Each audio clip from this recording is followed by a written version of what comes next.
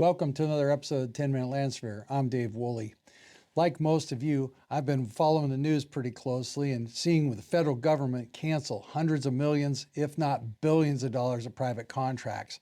That's going to have some downstream effects on the private industry. Unfortunately, we've seen a number of federal employees laid off. We understand that there's waste. For example, take a look at the screen here. It is astonishing. It's mind-blowing.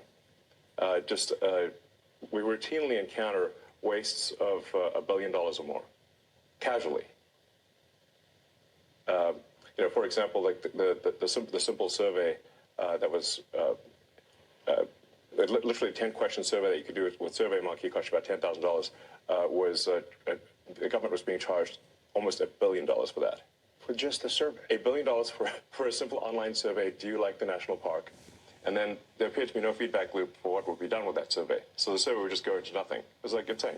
I did pick up something in the news a couple of weeks ago that I think will be positive for the land surveying community. Take a listen. You have a plan to map out oil deposits, gas, and critical minerals on federal lands. You're saying that you're going map, baby, map. Tell us more about the map and where, in fact, are the opportunities.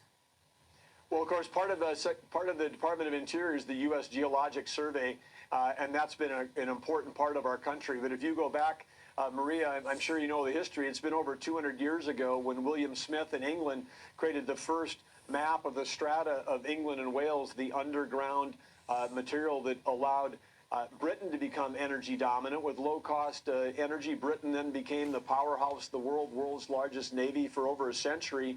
But it was all because they understood where the minerals were. U.S. Geologic Survey was created in the U.S. for that purpose. We want to get them back to that core mission of mapping. In Interior, we control 500 million acres of surface, 700 million acres of subsurface, 2 billion acres of offshore. And in that, many of those acres have not been mapped or mapped effectively with today's technology to allow us to help industry more efficiently point to where we might be able to develop critical minerals, right? From what I heard there, they're saying map, baby, map. And they're talking about millions of acres of mapping.